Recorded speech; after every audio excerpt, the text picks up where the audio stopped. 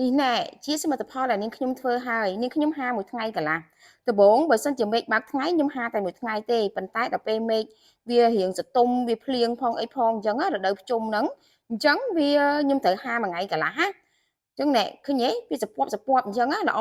ហើយរសជាតិដែលនាងខ្ញុំប្រឡាក់ហ្នឹងគឺអត់ប្រៃអត់ផ្អែមទេអត់ចង់និយាយថាអត់ប្រៃខ្លាំងអត់ផ្អែមខ្លាំងទេគឺល្មមប្រៃផ្អែមល្មមតែម្ដងឆ្ងាញ់ជាប់ចិត្តតែម្ដងណាហើយបងប្អូនកុំភ្លេចតាមដានវីដេអូរបស់ខ្ញុំតាំងពីដើមដល់ចប់ណាតោះឥឡូវយើងកុំឲ្យខាត់ពេលវេលាបងប្អូនពុកម៉ែបងប្អូនអើយចាំជួយ share វីដេអូរបស់ខ្ញុំចេញម្នាក់មួយផងហើយសម្រាប់ពុកម៉ែបងប្អូនដែលមិនទាន់ subscribe វីដេអូរបស់នាងខ្ញុំជួយ subscribe channel ខ្ញុំអ្នកមួយណាតែយើងចាប់ផ្ដើមធ្វើទៅពុកម៉ែបងប្អូនជំរាបសួរពុកម៉ែបងប្អូនទាំងអស់គ្នាវីដេអូមួយនេះនាងខ្ញុំបង្ហាញពីវិធីប្រឡាក់សាច់ជ្រូករបស់ខ្ញុំណាសាច់ជ្រូកនេះខ្ញុំធ្វើឲ្យខ្ញុំប្រឡាក់ដាក់ហាបងប្អូនគ្រឿងនាងខ្ញុំដែលបង្ហាញជូនពុកម៉ែបងប្អូននេះគឺមានរសជាតិឆ្ងាញ់មែនទែនប្រៃផ្អែមល្មមតែម្ដងឆ្ងាញ់មែនទែនហ្មងណាខ្ញុំធ្វើច្រើនដងហើយវីដេអូខ្ញុំចេញច្រើនដងដែរ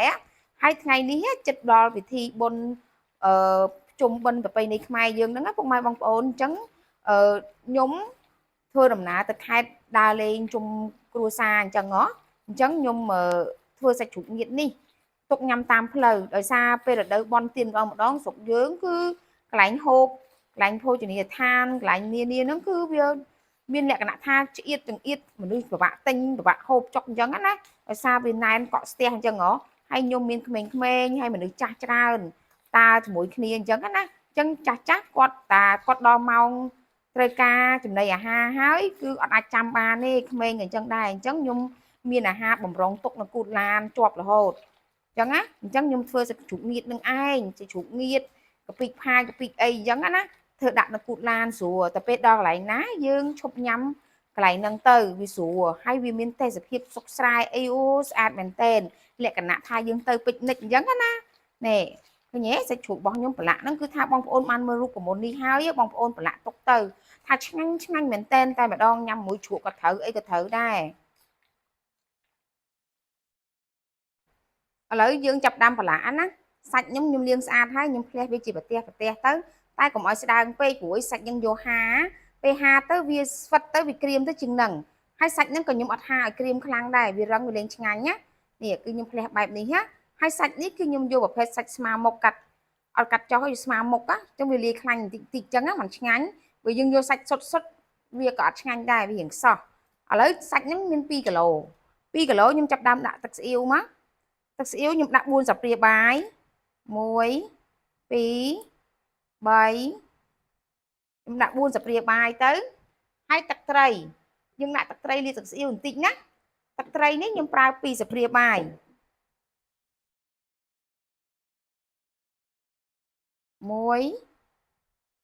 2ស្ករខ្ញុំយក200ក្រាមចាក់ចូលមកខ្ញុំប្រើប្រភេទស្ករស200ក្រាមម្សៅស៊ុប2ស្លាបព្រាបាយ1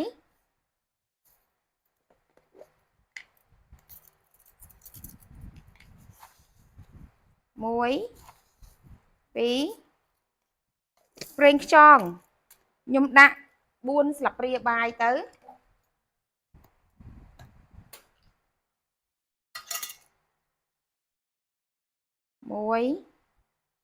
2 3 4ហើយចំពោះម្រេចវិញយើងដាក់តាមការចូលចិត្តប៉ុន្តែយើងត្រូវដាក់អំបិលកន្លែងនេះខ្ញុំដាក់អំបិលកន្លះស្លាបព្រាបាយណាបងប្អូនអត់ដាក់អំបិលអត់កើតទេណាហើយគ្រឿងរបស់ខ្ញុំដាក់មិញហ្នឹងគឺល្មមអត់ប្រៃអត់ផ្អែមអត់សាបទេគឺល្មមឆ្ងាញ់តែម្ដងណាអំបិលកន្លះស្លាបព្រាបាយឥឡូវយើងចាប់ដើមដាក់ម្រេចនេះយើងដាក់តាមការចូលចិត្តណាថ្ងៃនេះម្រេចគឺខ្ញុំអត់ដាក់ច្រើនទេដោយសារខ្ញុំធ្វើឲ្យចាស់ញ៉ាំអញ្ចឹងណាតែចាស់ហូបដែរអញ្ចឹងយើងដាក់1ម៉ូបានឲ្យតែក្លិនឈ្ងុយទៅបងប្អូនអាចប្រើម្រេចក៏បានប្រើម្ទេសក៏បានបន្ទាប់ទៀតខ្ញុំចង់ឲ្យសាច់ជ្រូកហ្នឹងវាឈ្ងុយល្អខ្ញុំបន្ថែមល្ង2ស្លាបព្រាបាយទៅបងប្អូនអត់ចូលចិត្តល្ងបងប្អូនមិនដាក់ក៏បានឬមួយក៏បងប្អូនអត់មានល្ងគ្រាប់ដូចខ្ញុំបងប្អូនអាចប្រើជាលក្ខណៈប្រេងល្ងក៏បានដែរឥឡូវយើងចាប់ដើមប្រឡាក់សាច់ហ្នឹងមកណាប្រឡាក់ច្បាច់ម៉ាសាវា3 4នាទីឲ្យចូលសាច់ល្អទៅចូលជាតិល្អណានេះយើងច្បាច់ម៉ាសាវាអញ្ចឹងណា 4 5នាទីឲ្យបានល្អចាំយើងយកទៅដាក់ class C ក្នុងទូទឹកកកហើយ class C ក្នុងទូទឹកកកយើង class C មួយយប់ក៏បាន2យប់ក៏បានចាំយើងយកទៅហាហើយទូទឹកកកដែលយើង class C ហ្នឹងណាគឺទូទឹកកកត្រជាក់ធម្មតាអត់មិនមែនទូទឹកកកកករឹងកព្រឹសអត់ទេណាមែនទេនេះខ្ញុំច្បាច់វាអញ្ចឹងហើយនេះចាំយើងរៀបវាដាក់ចូលប្រអប់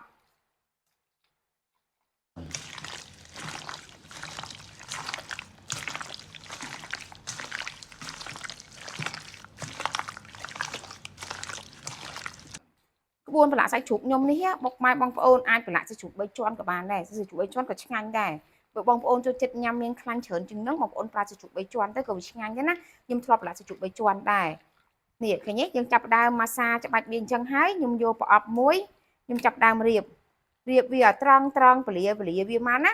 ស្អែកឡើងសាច់យើង class C ទៅវាចូលជាតិអំបិលប៊ីចេងស្ករហ្នឹងបានល្អសាច់ហ្នឹងវាមានសភាពរៀងរឹងជាងនេះបន្តិចវាអត់ទន់អាឡែអាឡាដូចសាច់ជ្រូកដែលយើងស្រស់ហ្នឹងទេអញ្ចឹងហើយយើងរៀបវាឲ្យស្អាតបានណារៀបស្រាត្រង់អញ្ចឹងមកពេលហ្នឹងយើងយកទៅហាទៅក៏វាស្រួលដែរនេះឃើញទេ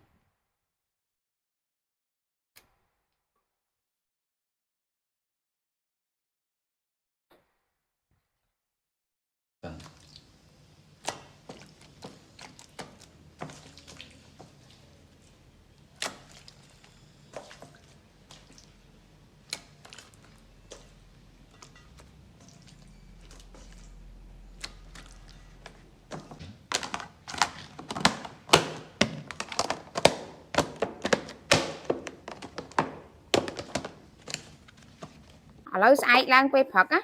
ខ្ញុំយកសាច់ហ្នឹងចេញពីទូទឹកកកមកដើម្បីដាក់ហានេះវាចេញទឹកមកអញ្ចឹងណាហើយយើងមុនហាយើងច្បល់វាទឹកហ្នឹងឲ្យសប់ចូលសាច់បន្តិចមកច្បាច់វា2នាទី3នាទីអីអញ្ចឹងណា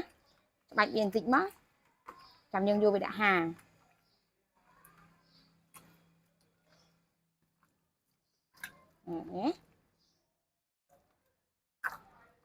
ខ្ញុំដាក់ហាក្នុងសណាញ់របស់ខ្ញុំអញ្ចឹងណា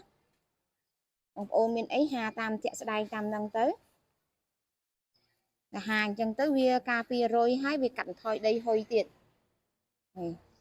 អាហ្នឹងខ្ញុំហាតែមួយថ្ងៃណាអត់ហារឹងពេកទេតែយើងហាស្ងួតពេករឹងអត់ឆ្ងាញ់ទេហាមកស្ពប់បានទៅដាក់ចូលទូទៅ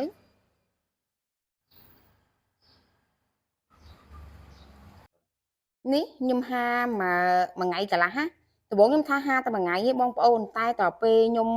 ហាទៅមេឃវាភ្លៀងពីរថ្ងៃជាប់គ្នាតែពេលទៅភ្លៀងទៅនេះហាមួយថ្ងៃកន្លះវាសពតអញ្ចឹងណាពុកម៉ែបងប្អូនបងឃើញទេត្មងហ្មងហើយបងប្អូនកុំហាឲ្យវាស្ងួតជាងហ្នឹងណាហាស្ងួតជាងហ្នឹងគឺអត់ឆ្ងាញ់ទេណាវារឹងវិញវាលែងឆ្ងាញ់ហើយតែហាប្រពន្ធប៉ុណ្ណឹងរបស់ខ្ញុំហ្នឹងគឺល្មមបងប្អូនដាក់ចូលទូទឹកកកទៅញ៉ាំដឹងតែឆ្ងាញ់តែម្ដងឃើញទេមកប្រទេសណាក៏ល្អដែរឥឡូវវីដេអូនៃការធ្វើងៀតសាច់ជ្រូករបស់ខ្ញុំណាគឺដល់ទីបញ្ចប់ហើយនាងខ្ញុំអរគុណពុកម៉ែបងប្អូនដែលតាមដានវីដេអូរបស់ខ្ញុំពីដើមដល់ចប់សង្ឃឹមថាពុកម៉ែបងប្អូនទាំងអស់គ្នានឹងចូលចិត្តអរគុណជម្រាបលាចាំជួបគ្នានៅវីដេអូថ្មីទៀតណា